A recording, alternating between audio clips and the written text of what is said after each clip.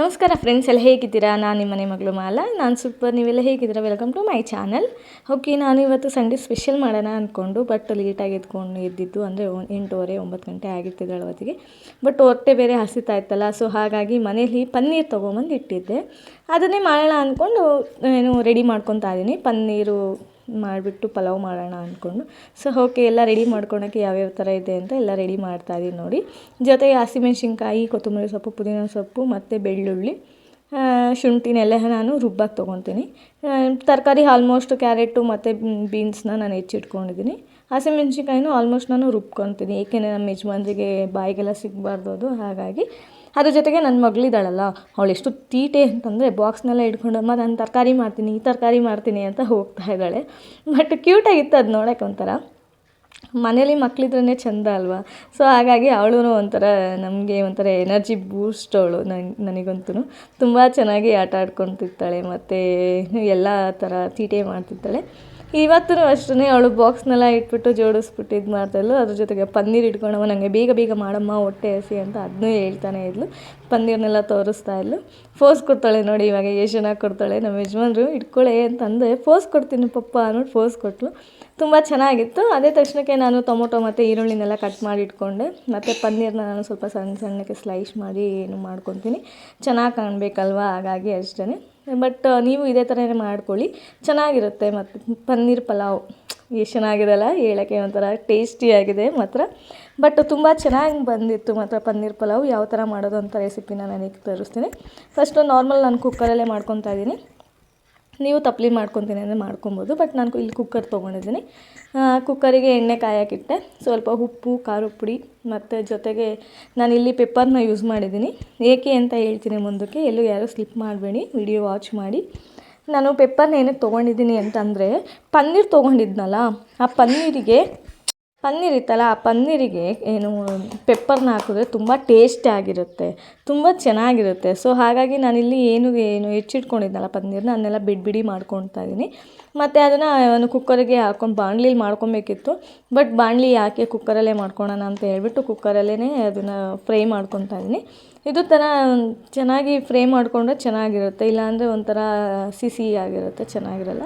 So pepper ಹಾಕೋದ್ರಿಂದ ಟೇಸ್ಟೇ ಬೇರೆ ಥರ, ಒಂಥರ ಲೆವೆಲೇ ಚೇಂಜ್ ಆಗಿಬಿಡುತ್ತೆ. ಅದನ್ನೆಲ್ಲ ಮಾಡ್ಕೊಂಡಾದ್ಮೇಲೆ ಪಕ್ಕಕ್ಕೆ ಎತ್ತಿಟ್ಕೊಂಡು ಅದೇ ಪಾತ್ರೆಗೆ ಚಕ್ಕೆ ಮತ್ತು ಲವಂಗ, ಏಲಕ್ಕಿ ಹಾಕ್ಕೊಂಡು ಸ್ವಲ್ಪ ಫ್ರೈ ಮಾಡಿಕೊಂಡೆ. ಮಾಮೂಲಿ ಪಲಾವ್ ಹೇಗೆ ಮಾಡ್ಕೊತೀರೋ ಅದೇ ಥರನೇ ಪ್ರೊಸೀಜರು, ಬೇರೆ ಯಾವುದೇ ರೀತಿ ಚೇಂಜಸ್ ಇಲ್ಲ. ಅದು ಲಾಸ್ಟಿಗೆ ಪನ್ನೀರ್ ಯಾವ ಥರ ಆ್ಯಡ್ ಮಾಡೋದು ಅಂತಲೇ ಹೇಳ್ಕೊಡ್ತೀನಿ. ಮತ್ತು ಈರುಳ್ಳಿ ಏನು ನಾವು ಸ್ಲೈಸ್ ಮಾಡಿ ಇಟ್ಕೊಂಡಿದ್ದೆ ಅದನ್ನು ಇಲ್ಲಿ ಆ್ಯಡ್ ಮಾಡ್ಕೊತಾ ಇದ್ದೀನಿ. ಈರುಳ್ಳಿ ಸ್ವಲ್ಪ ಕಂದು ಬಣ್ಣಕ್ಕೆ ಬರೋ ಥರನೇ ಫ್ರೈ ಮಾಡಿ, ಯಾಕೆಂದರೆ ತುಂಬ ಟೇಸ್ಟಿಯಾಗಿರಬೇಕಲ್ಲ. ಸೊ ಹಾಗಾಗಿ ನಾನು ಇಲ್ಲಿ ಫ್ರೈನ ಮಾಡ್ಕೊತಾನೆ ಇದ್ದೀನಿ. ಜೊತೆಗೆ ಅಡುಗೆ ಮಾಡೋದಂದರೆ ನನಗೊಂದು ಸಖತ್ ಇಷ್ಟ, ಏಕೆಂದರೆ ಅಡುಗೆ ಮನೇಲಿ ಇರೋದ್ರಿಂದನೇ ಇಷ್ಟ. ಏನಾದ್ರು ಡಿಫ್ರೆಂಟಾಗಿ ಕಲಿಬೇಕು ಅನ್ನೋದು ನನಗೊಂಥರ ಆಸೆ. ಯಾರಿಗಾರು ಬೇರೆ ಏನಾದ್ರು ಅಭಿಪ್ರಾಯ ಇತ್ತು ಈ ಥರ ಮಾಡಿ ಅಂತ ಹೇಳೋದಿದ್ರೆ ಹೇಳ್ಬೋದು, ಯಾಕೆಂದರೆ ನನಗೆ ಕಲಿಯೋ ಆಸಕ್ತಿ ಇದೆ. ನೀವು ಹೇಳಿದ್ರಿಂದ ನನಗೆ ಸಜೆಷನ್ ಕೊಟ್ಟಂಗೆ ಆಗುತ್ತೆ ಅಷ್ಟೇ. ಅದಾದಮೇಲೆ 2 ಟೊಮೊಟೊ ಹುಳಿ ಟೊಮೊಟೊ ಇತ್ತು, ಸೊ ಅದನ್ನು ಹಾಕ್ಕೊಂಡಿದ್ದೀನಿ. 2 ತೊಗೊಂಡಿದ್ದೀನಿ ಸ್ಲೈಸ್ ಮಾಡಿ. ಅದನ್ನು ಅಷ್ಟೇ ಸ್ವಲ್ಪ ಸ್ಮ್ಯಾಶ್ ಮಾಡ್ಕೊಳ್ಳಿ. ಮತ್ತೇನು ನೀವು ರುಬ್ಬಿಟ್ಕೊಂಡಿರ್ತೀರಿ ಈರುಳ್ಳಿ ಮತ್ತು ಮೆಣಸಿನ್ಕಾಯ್ದು ರಸ ಇದೆಯಲ್ಲ, ಅದನ್ನು ಇಲ್ಲಿ ಆ್ಯಡ್ ಮಾಡ್ಕೊಳ್ಳಿ. ಅದು ಕ್ಲೀನಾಗಿ ಸ್ವಲ್ಪ ಚೆನ್ನಾಗಿ ಕುದಿ ಹತ್ತಬೇಕು. ಕುದಿ ಹತ್ತಿದ್ಮೇಲೆ ನಾರ್ಮಲ್ ನಾವು ಅರಿಶಿನ ಪುಡಿ ಸ್ವಲ್ಪ ಆ್ಯಡ್ ಮಾಡ್ಕೊಂಡೇ ಇರ್ತೀನಿ, ಏಕೆಂದರೆ ಟೇಸ್ಟ್ ಬೇರೆ ಥರನೇ ಲೆವೆಲ್ ತೋರಿಸುತ್ತೆ. ಸೊ ಹಾಗಾಗಿ ಮತ್ತು ಇಲ್ಲಿ ತರಕಾರಿ ನೀವೇನು ಹೆಚ್ಚಿಟ್ಕೊಂಡಿದ್ರೆ ಬೇರೆ ತರಕಾರಿ ಆ್ಯಡ್ ಮಾಡ್ಕೊತೀನಿ ಅಂದರೆ ಆ್ಯಡ್ ಮಾಡ್ಕೊಬೋದು. ಬಟ್ ನನ್ನ ಮನೇಲಿ ಬೀನ್ಸು ಕ್ಯಾರೆಟು ಜಾಸ್ತಿ ನನ್ನ ಮಗಳಿಗೆ ಇಷ್ಟ ಅಂದ್ಬಿಟ್ಟು ನಾನು ಇಲ್ಲಿ ಆ್ಯಡ್ ಮಾಡ್ಕೊತೀನಿ. ಜೊತೆಗೆ ನಾವಿಲ್ಲಿ ಪಲಾವ್ ಮಾಡಬೇಕು ಅಂತಲೇ ನಾನು ಅಕ್ಕಿನ ತೊಳ್ಕೊಳಲ್ಲ, ಏಕೆಂದರೆ ಟೇಸ್ಟ್ ಹೋಗ್ಬಿಡುತ್ತೆ ಅಕ್ಕಿದು. ಸೊ ಹಾಗಾಗಿ ನಾನೇನು ಮಾಡ್ತೀನಿ ಅಂದರೆ ಅದನ್ನ ಅಕ್ಕಿ ಹಾಗೆ ಆ್ಯಡ್ ಮಾಡ್ಕೊತೀನಿ. ನಾನಿಲ್ಲಿ 1/4 ಲೋಟ ಅಕ್ಕಿ ತೊಗೊಂಡಿದ್ದೀನಿ. ನೀವು ಬೇಕು ಜಾಸ್ತಿ ಜನ ಇದ್ದರೆ ಮಾಡ್ಕೊಳ್ಳಿ, ಇಲ್ಲ ಕಮ್ಮಿ ತೊಗೊತೀನಿ ಅಂದರೆ ಕಮ್ಮಿನೂ ತೊಗೊಬೋದು. ಬಟ್ ಅದೆಲ್ಲ ಕ್ಲೀನಾಗಿ ಮಾಗಾದ್ಮೇಲೆ ಅಕ್ಕಿ ಎಲ್ಲ ಆದಮೇಲೆ 1/4 ಲೋಟಕ್ಕೆ 3 ಲೋಟ ನೀರು ಹಾಕ್ಕೊಂಡಿದ್ದೀನಿ. ಸಾಕು ನನಗೆ, ಏಕೆಂದರೆ ನಮ್ಮ ಅಕ್ಕಿ ಅಷ್ಟು ಬೇಯುತ್ತೆ. ಸೊ ಹಾಗಾಗಿ ಇದು ಸ್ವಲ್ಪ ಕುದಿ ಹತ್ತಕ್ಕಿಂತ ಮುಂಚೆ ಸ್ವಲ್ಪ ಉಪ್ಪು ಹಾಕ್ಬಿಟ್ಟು ಅದನ್ನು ಕುದಿ ಹತ್ತಕ್ಕೆ ಬಿಡೋಣ. ನೋಡಿ ಈ ಥರ ಕುದಿ ಹತ್ತಿದೆಯಲ್ಲ, ಒಂದ್ಸಲ ಬೇಕೋ ನೀವು ಟೇಸ್ಟ್ ಮಾಡ್ಕೊಬೋದು, ಉಪ್ಪು ಮತ್ತು ಖಾರ ಎಲ್ಲ ಮಾಡ್ಕೊಂಡಿಲ್ಲ ಅಂದರೆ ನಿಮಗೆ ಅದು ಕರೆಕ್ಟಾಗಿದೆ ಅನಿಸಿದ್ರೆ ಕಂಫರ್ಟಬಲ್ಲು. ನೋಡಿ ಇವಾಗ ನಾನು ಆವಾಗಲೇ ಫ್ರೈ ಮಾಡಿ ಇಟ್ಕೊಂಡಿದ್ದೆ ಅಂದರೆ ಪನ್ನೀರ್ನ ನಾನೀಗ ಆ್ಯಡ್ ಮಾಡ್ಕೊತಾ ಹೋಗ್ತೀನಿ. ಅದು ನಿಧಾನಕ್ಕೆ ಸ್ವಲ್ಪ ಆ್ಯಡ್ ಮಾಡ್ಕೊಳಕ್ಕೆ ಹೋಗಿ, ಮತ್ತು ಜಾಸ್ತಿ ಅದನ್ನು ತಿರುಗಿ ಕೊಡೋಕೆ ಹೋಗ್ಬಿಡಿ, ಏಕೆಂದರೆ ಸ್ವಲ್ಪ ಮಾಗಿರುತ್ತಲ್ಲ ಕಲಸೋಗ್ಬಿಡುತ್ತೆ. ಕ್ಲೀನಾಗಿ ಅದನ್ನು ಒಂದು ಸ್ವಲ್ಪ ಜಸ್ಟ್ ಅಷ್ಟೇ. ಅದಾದಮೇಲೆ ಏನೋ ಕುಕ್ಕರ್ ಮುಚ್ಚಿಬಿಟ್ಟು ಕೂಗಕ್ಕೆ ಇಟ್ಬಿಡಿ. ಇಲ್ಲ ಅಂತಂದರೆ ಇಲ್ಲ ನಾನು ಇನ್ನೊಂದು ಸ್ವಲ್ಪ ಕುದಿಸಿ ಮುಚ್ಚಳ ಹಾಕ್ತೀನಿ ಅನ್ನೋದು ನಿಮಗಿಷ್ಟ. ಬಟ್ ನಾನಿಲ್ಲಿ ಕುಕ್ಕರ್ ಮುಚ್ಚಳ ಹಾಕಿದ್ದೀನಿ. ನಾನು 3 ಕೂಗ್ಸಿದ್ದೀನಿ. 3 ಕೂಗ್ಸಾದ್ಮೇಲೆ ಕುಕ್ಕರ್ ಆರಿದೆ. ನೋಡೋದಲ್ಲ ಎಷ್ಟು ಚೆನ್ನಾಗಾಗಿದೆ ಅಂತ. ತುಂಬ ಚೆನ್ನಾಗಿ ಬಂದಿತ್ತು ಮಾತ್ರ ಪನ್ನೀರು. ಸಖತ್ ಇಷ್ಟ ಆಯಿತು ನನಗಂತೂ. ಬಾಯಲ್ಲಿ ನೀರು ಇಳಿತಾಯಿತ್ತು. ಸಖತ್ ಚೆನ್ನಾಗಿತ್ತು ಮಾತ್ರ. ಉಪ್ಪು ಖಾರ ಇರ್ಬೋದು ಎಲ್ಲದನ್ನೂ. ಪನ್ನೀರ್ ಪಲಾವ್ ಅಂದ್ರೇ ಸಖತ್ ಇಷ್ಟ ಅಲ್ಲ. ಮತ್ತು ಅದು ಅಷ್ಟೇ ಜಾಸ್ತಿ ಏನು ಮಿಕ್ಸ್ ಮಾಡೋಕ್ಕೆ ಹೋಗಬೇಡಿ. ಏಕೆಂದರೆ ಪನ್ನೀರು ಕಟ್ಟಾಗಿಬಿಡುತ್ತೆ. ಕಟ್ಟಾಗೋ ಸಾಧ್ಯತೆಗಳಿರುತ್ತೆ.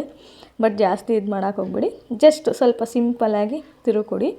ಅದು ಸ್ವಲ್ಪ ಮೇಲೆಲ್ಲ ತೆಗ್ದಾದ್ಮೇಲೆ ಒಂದು ತಟ್ಟೆಗೆ ಹಾಕಿ ತೋರಿಸ್ತೀನಿ ಯಾವ ಥರ ಬಂದಿದೆ ಪನ್ನೀರ್ ಪಲಾವ್ ಅಂತ. ನೋಡಿ ಇಷ್ಟು ನೀಟಾಗಿ ಬಂದಿದೆಯಲ್ಲ, ನನಗಂತೂ ಸಖತ್ ಇಷ್ಟ ಆಯಿತು. ಮತ್ತು ಪನ್ನೀರು ಅಷ್ಟೇ ತುಂಬ ಚೆನ್ನಾಗಿ ಬಂದಿತ್ತು. ನೋಡಿ ಎಷ್ಟು ಚೆನ್ನಾಗಿ ಬಂದಿದೆಯಲ್ಲ ಅನ್ನ.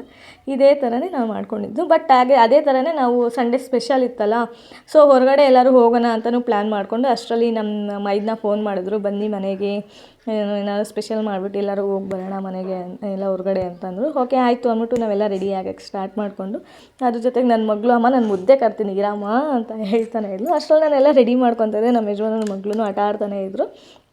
ಹೊರಗಡೆ ಹೋಗ್ಬೇಕಿತ್ತಲ್ಲ, ಸೊ ಹಾಗಾಗಿ ಬೇಗ ರೆಡಿ ಆಗೋಣ ಅಂದ್ಬಿಟ್ಟು ಮಾಡ್ಕೊತಾ ಇದ್ದೆ. ಆದ್ರೂ ಅವ್ಳು ಬಿಡ್ತಾನೆ ಇರಲಿಲ್ಲ. ಮುದ್ದೆ ಕಟ್ತೀನಿ ಅಂದ್ಬಿಟ್ಟು ಮುದ್ದೆ ಮಾಡ್ತೀನಿ ಅಂದ್ಬಿಟ್ಟು ಆಟ ಆಡ್ತಾನೆ ಇದ್ಲು. ಬೇಗ ರೆಡಿ ಆಗಿಬಿಟ್ಟು ಅವ್ರ ಮನೆಗೆ ಹೋಗಬೇಕಿತ್ತು. ಅವ್ರದ್ದು ಇಲ್ಲೇ ನಮ್ಮ ಮನೆ ಹತ್ರನೇ ಇರೋದು.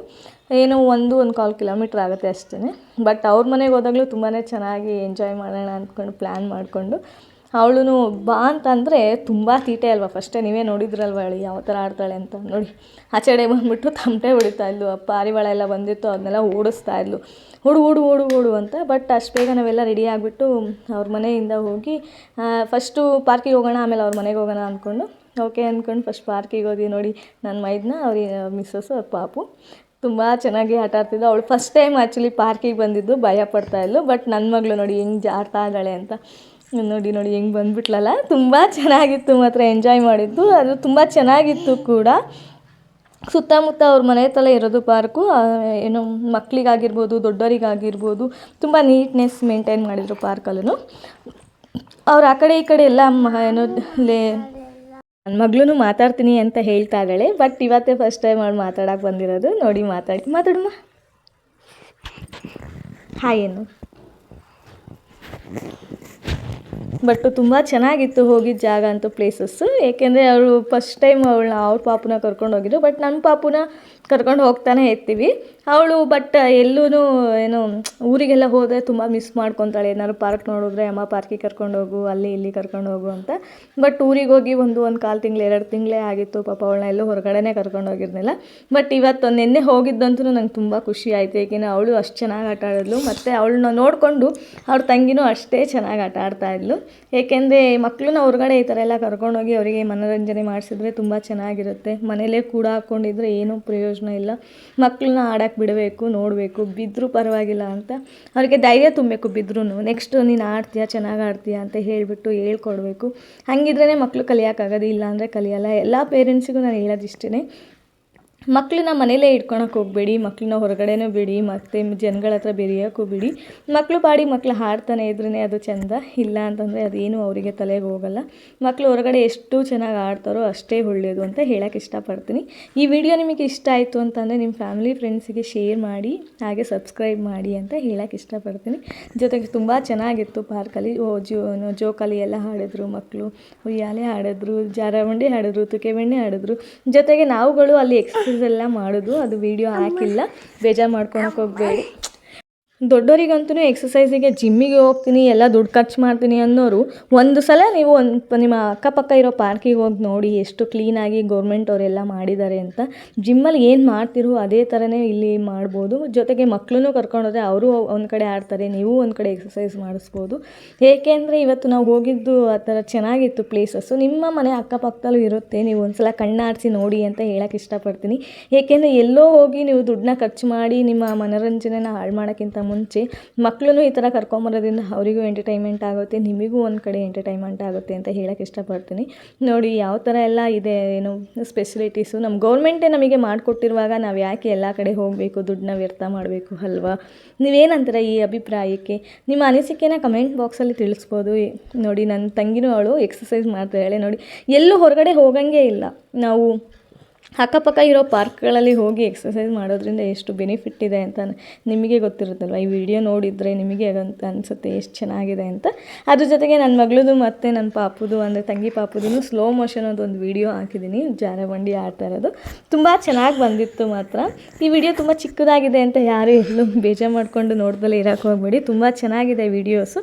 ಮತ್ತು ಇದರಲ್ಲಿ ನಾನು ಒಂದು ಸಲಹೆ ಕೊಟ್ಟಿದ್ದೀನಿ, ಆ ಸಲಹೆನ ನಿಮಗೂ ಮತ್ತು ನಿಮ್ಮ ಮನೆ ಎಲ್ಲರಿಗೂ ಅಂದರೆ ಅನುಕೂಲ ಆಗುತ್ತೆ ಮತ್ತು ನೀವು ಇದನ್ನು ಅಳವಡಿಸ್ಕೊಳ್ಳಿ ಅಂತ ಹೇಳೋಕ್ಕೆ ಇಷ್ಟಪಡ್ತೀನಿ.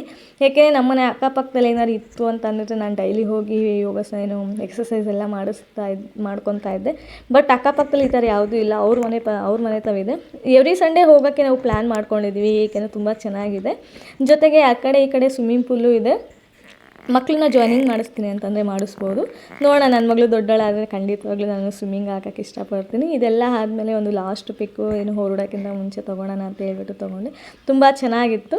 ಈ ವಿಡಿಯೋ ಇಷ್ಟ ಆದರೆ ಲೈಕ್ ಮಾಡಿ, ಸಬ್ಸ್ಕ್ರೈಬ್ ಮಾಡಿ.